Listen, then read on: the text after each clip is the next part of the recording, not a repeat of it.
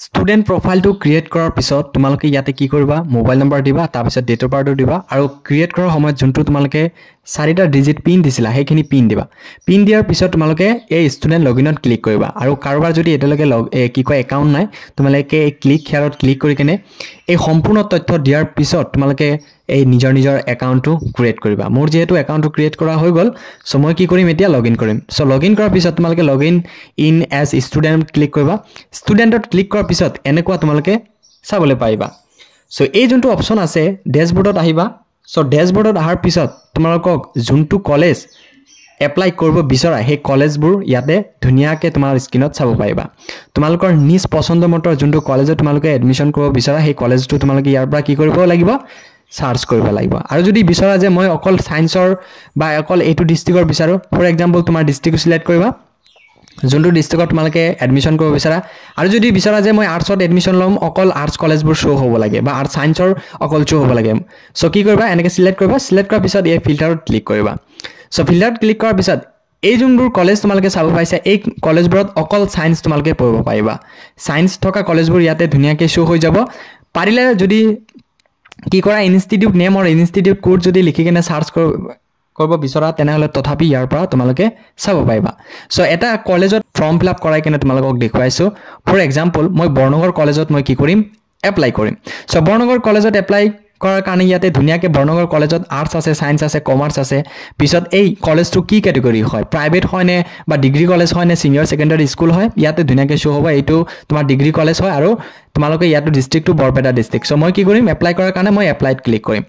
so এপ্লাইত click কৰাৰ পিছত ধুনিয়াকে তোমালোকক বেলেগ এটা পেজত লৈ যাব ইয়াতে আছে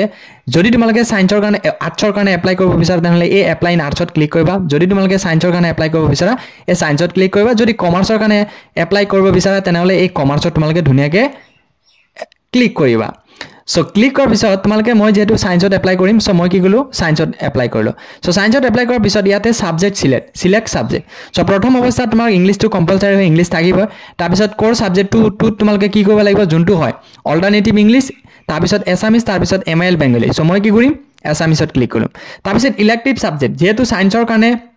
বায়োলজি থাকিব কেমিস্ট্ৰি থাকিব সো তুমি কি কৰিবা ইলেক্টিভ সাবজেক্টত কি কৰিবা প্ৰথম যোনটো হয় তোমালোকে দিবা তাৰ পিছত ইয়াৰ পৰা কেমিস্ট্ৰি দিবা কেমিস্ট্ৰি ম্যাথমেটিক্স যোনটো দিব বিচৰা দিবা তাৰ পিছত মই কি কৰিম ইয়াতে ফিজিক্স দিম তাৰ পিছত ইলেক্টিভ ফোৰ্থ মই কি কৰিম ম্যাথমেটিক্স ৰাখিম সো ম্যাথমেটিক্স ৰাখাৰ পিছত এইখিনি বাৰ তোমালোকৰ সেন্স নহয় তাৰ পিছত তোমালোকে কি কৰিব লাগিব মিডিয়ামটো সিলেক্ট কৰিব লাগিব মিডিয়ামটো ইংলিশ আসামিজ তাৰ পিছত বেংগলী সো মই কি কৰিম আসামিজ দিম আসামিজ দিয়াৰ পিছত যেতিয়া তোমালোকে এই এপ্লাই ফৰ এডমিশনত ক্লিক কৰিবা ন তোমালোকৰ এপ্লাইটো হৈ যাব মই তোমালোকক দেখুৱাই আছো মাই এপ্লিকেশন সো মাই এপ্লিকেশনত যোৱাৰ পিছত ইয়াতে বৰ্ণগৰ কলেজত এআৰএন নাম্বাৰ শো হ'ব তাৰ পিছত একনলেজমেন্ট ৰিসিভ শো হ'ব মই কি কৰিম একনলেজমেন্ট ৰিসিভত ক্লিক কৰিম সো একনলেজমেন্ট ৰিসিভত ক্লিক কৰিলে তোমালোকৰ যোনটো কলেজৰ এপ্লাই কৰিবা সেই কলেজৰ একনলেজমেন্ট নাম্বাৰটো ইয়াতে ধুনিয়াকে ARN number with acknowledgement number ইয়াতে তোমালোকে চাব পাইবা সো তাৰ পিছত ড্যাশবোৰ্ডত তোমালোকক একটা বস্তু দেখুৱাই দি আছো যে এডমিশন এপ্লিকেশন সাবমিটেড মই অলৰেডি এটা কলেজত মই সাবমিট কৰিছো ইয়াতে ধুনিয়াকে লিখা আছে বৰ্ণগৰ কলেজ আৰু ষ্ট্ৰীমটো হল সায়েন্স আৰু চাৰিটা ৰিমাইনিং কৰি আছে যে আৰু চাৰিটা কলেজত মই কি কৰিব পাৰিম এপ্লাই কৰিব পাৰিম ম্যাক্সিমাম তোমালোকে পাঁচটা কলেজত এপ্লাই কৰিব পাৰিবা পাঁচটাৰ ওপৰত কিন্তু নোৱাৰিবা মই এইটো কথা তোমালোকক ধুনিয়াকে অৱগত কৰাই দিছো যোনসকল ছাত্ৰছাত্ৰী বুজি নাপায় বা গাৰ্ডিয়ানে বুজি নাপায় যে পাঁচটাতকৈ বেছি পাৰিব নেকি নহয় আপোনালোকে ম্যাক্সিমাম পাঁচটা কলেজত তোমালোকে এপ্লাই কৰিব পাৰিবা এডমিশন নহয় এপ্লাই কৰিব পাৰিবা এডমিশনটো এটা কলেজতে হ'ব কিন্তু এপ্লাই তোমালোকে পাঁচটা কলেজত কৰিব পাৰিবা মই অলৰেডি মই এটা কলেজত কৰিছো আৰু চাৰিটা কলেজত মই আবেদন কৰিব পাৰিম সো তোমালোকে এনেকে কৰিবা বাৰু যদি এতিয়া তোমালোকক দেখুৱাব লাগে মই দেখুৱাই আছো ৰবা এক সেকেন্ড সো মই কি কৰিম এপ্লিকেশন সাবমিটত কোনটো কলেজত এডমিশন সাবমিট কৰিছো ধুনিয়াকে এইটো আহি যাব তাৰ পিছত ডাউনলোডত ক্লিক কৰিলে যোনটো একনলেজমেন্ট বা যোনটো ৰিসিভ হয় ডাউনলোড এপ্লিকেশন ৰেজিষ্ট্ৰেচন যোনটো ফৰ্ম হয় এই ৰেজিষ্ট্ৰেচন ফৰ্মটো যদি তোমালোকে চাব বিচৰা তোমালোকৰ ধুনিয়াকে এনেকে শো হৈ যাব তোমালোকে চোৱা এই ৰেজিষ্ট্ৰেচন ৰিসিভত ধুনিয়াকে সব তোমালোকৰ নিজৰ ডিটেইলছবোৰ